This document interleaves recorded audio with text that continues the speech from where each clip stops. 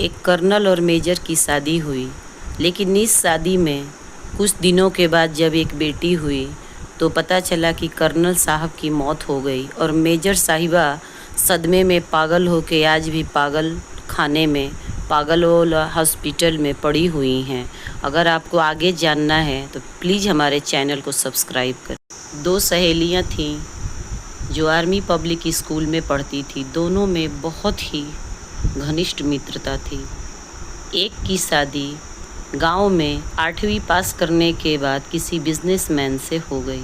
दूसरी सहेली ने अपनी पढ़ाई पूरी की और भारतीय सेना में एक अच्छे पद पर तैनात हुई।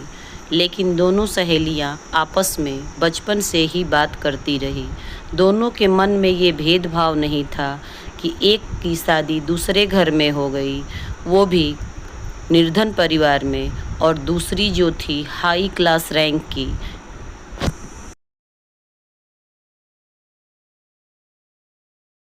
समय समय पर मिलना जुलना बात करना दोनों सहेलियों में चलता रहता था। आर्मी ऑफिसर जो सहेली थी उसकी शादी एक कर्नल से हो गई। दोनों की लव मैरिज शादी थी, यानी प्रेम कहानी। इन प्रेम कहानी में कहानी बड़ी उलझ-सी गई।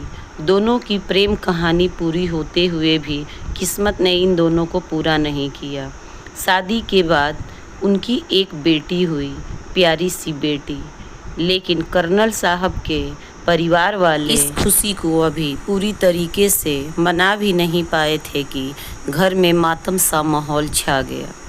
किसी कारणवश कुछ लोगों ने कर्नल साहब की मारकर हत्या कर दी। यह खबर जब उनकी पत्नी को पता चला तो वो सदमे में पागल सी हो गई।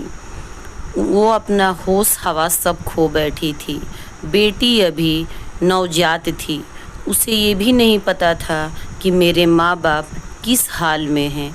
मेरे पिता का साया भी मेरे ऊपर से हट गया है और मेरी माँ, मेरी जो अपनी खुद की माँ है, वो सुध बुध खोकर और पागल होकर घूम रही है। बहुत दिन दवा चलने के बाद उसकी माँ ठीक हुई, लेकिन फिर तबीयत वैसी ही हो जाती थी। आर्मी हॉस्पिटल में बहुत इलाज हुआ, लेकिन मैडम की तबीयत सही नहीं हो रही थी। तब सेना ने डिसाइड किया कि हम इन्हें पेंशन दे देते हैं और दोनों की पैसे को जब्त करके उस नवजात बच्ची के नाम कर दिया, ताकि जब बच्ची बड़ी होगी तो उसे अपने माँ बाप की जॉब मिलेगी और सारा पैसा जब 18 साल की हो जाएगी तब मिलेगा, क्योंकि पैसे का विवाद घर में चलने लगा था। इसी बीच जब मेजर साहिबा का होश थोड़ा ठीक रहा, तबीयत ठीक रहा, तो वो अपनी सबसे अच्छी सहेली, सबसे बेस्ट फ्रेंड को अपनी बेटी सौंप दी कि मेरे न रहने पर या रहने पर मेरी बेटी को माँ का प्यार देना और उसे संभालना। जब तक मैं सही न हो जाऊं तब तक इसे अपनी बेटी मान के पालना और कभी इसे ये जिक्र मत करना कि इसकी कोई और भी माँ है। तुम्हें इसके माँ बाप बन के इसकी परवरिश करना और इस राज को लोगों से छुपा के रखना, नहीं तो लोग इसे भी मार डालेंगे। दुश्मनी बहुत ज़्यादा बढ़ गई थी। मेजर साहिबा को पागल खाने में डाला गया, जहां आज भी उनकी इलाज हो रही है। रह रह के ठीक हो जाती हैं, फिर वैसे ही अपने पति को याद करके, और तबीयत उनकी ख़राब हो जाती है। आज उनकी बिटिया बड़ी हो गई है और कहानी में कैसे बदलाव आया मैं आपको बताऊंगी। तब तक के लिए इस भावात्मक कहानी को सुनाते सुनाते मेरी आंखें नम हो गई है। और अगर आपको हमारी कहानी पसंद आए तो प्लीज़ हमारे चैनल को लाइक और सब्सक्राइब ज़रूर करें। उस बेटी की परवरिश गांव में बड़े अच्छे से होने लगी। जैसे जैसे समय बीतता गया, बच्ची बड़ी होती गई और वह उन्हें ही माँ बाप समझने लगी।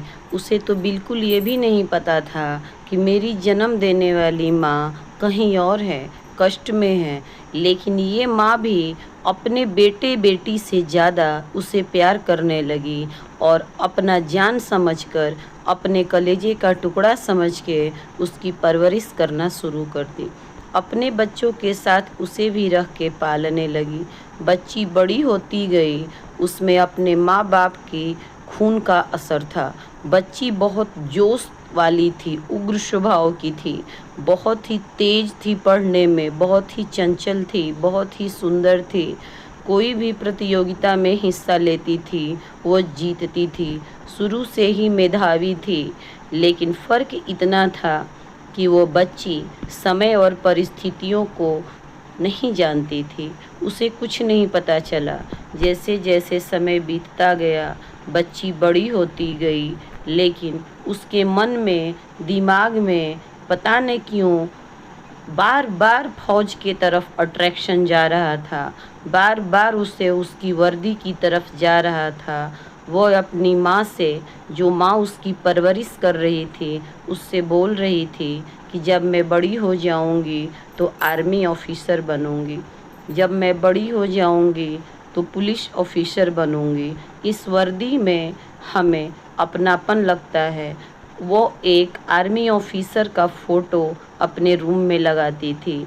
उसे इस वर्दी से प्यार था। ये तो भगवान का ही देन था कि उसके खून में ही इस वर्दी से लगाव और प्रेम था, क्योंकि उसके माँ और बाप दोनों ही आर्मी ऑफिसर थे। लेकिन उस माँ बाप के पास उतना पैसे नहीं थे, न कोई सही राह दिखाने वाला कि उस बच्ची को कैसे कहाँ तक पहुँचाए। गांव की परवरिश में बच्ची पढ़ती गई, गांव में पढ़ी बली और बहुत आगे निकली। टैलेंटेड वन लड़की थी, लेकिन आगे की पढ़ाई पूरी करने के लिए माँ बाप के पास पैसे नहीं थे। वो लड़की परिस्थितियों से जूझते हुए, परिस्थितियों से लड़ते हुए आगे बढ़ती गई, पढ़ती गई और उसके मन में ये आया कि क्यों ना मैं कंपटीशन की तैयारी करूं। और वो आगे की पढ़ाई पूरी करने के लिए दूर शहर चली गई। जितने माँ बाप के पास पैसे थे उन्होंने पूरी उसकी पढ़ाई पे खर्च की। पढ़ाई पूरी कर ली लड़की, फिर अपनी कंपटीशन की तैयारी शुरू कर दी। मेजर साहिबा को बीच बीच में होश आता था तो जाती थी उसकी सहेली मिलने, लेकिन बच्ची से हमेशा छुपा के रखा जाता था। बच्ची को नहीं बताया जाता था। सही वक्त और सही समय का इंतज़ार किया जाता था कि जब सही वक्त आए, सही समय आए तो उस बच्ची को बताया जाए। लेकिन एक दिन ही कहानी बच्ची को खुद पता चल गई किसी पड़ोस से। उसे बहुत बुरा लगा, बहुत रोई, लेकिन कहीं न कहीं उस माँ को देखी जो माँ उसकी परवरिश कर रही थी। वह तो अपने माँ को नहीं देखी थी कि मेरी माँ कैसी है, कैसी होगी, उसका प्यार कैसा था। बस वो उसे फील कर रही थी, उसे अपने दिल से, अपने मन से महसूस कर रही थी। लेकिन यह वही माँ को देखी जो आँख खुलने के बाद देखी और जिसका दामन पकड़कर वो आगे बढ़ना सीखा। जिस माँ ने अपने हाथ से खाना खिलाया, जिस माँ ने उसकी परवरिश की। उस लड़की के दिल दिमाग में एक अजीब सी सोच पनपी। वह यही सोची मन ही मन कि पढ़ लिख के बहुत बड़ा आर्मी ऑफिसर बनूंगी या पुलिस ऑफिसर, तब अपनी माँ के पास जाऊंगी और जाके कहूंगी कि माँ मैं वापस आ गई हूँ, क्या तुम मुझे पहचान रही हो? तुम हमारी ही हो, मैं तुम्हारी हूँ, तुमने मुझे जन्म दिया है। लेकिन समय और परिस्थितियाँ हमेशा सकारात्मक नहीं रहती। सब कुछ उस विधाता ने पहले ही लिख रखा है। इस लड़की का पैदा होते ही कुंडली और भाग्य में कष्ट ही कष्ट था। कष्ट न होता तो खुद के माँ बाप उससे दूर न जाते। आज वो लड़की कहीं और रहती, लेकिन फिर भी पढ़ी लिखी, आगे बढ़ी और प्रतियोगिता की तैयारी करना शुरू कर दी। लेकिन किस्मत को अभी कुछ और ही मंजूर था। किस्मत ने इस बच्ची से खेल खेलना छोड़ा नहीं। इस बच्ची को दर्द को समझ के अभी किस्मत ने अपना पैर नहीं रोका। किस्मत अपनी चादर इस बच्ची के किस्मत पर फैलाते जा रही थी और ये बच्ची उस किस्मत की नकारात्मक ऊर्जाओं को सहते हुए और उससे जूझती जा रही थी, जड़ती जा रही थी। सफलता के 10 में से 8 सीढ़ी को इस बच्ची ने पार कर लिया, लेकिन किस्मत ने उसे ऐसी परिस्थिति में ला दिया कि वह परिस्थितियों से जूझकर शादी करने के लिए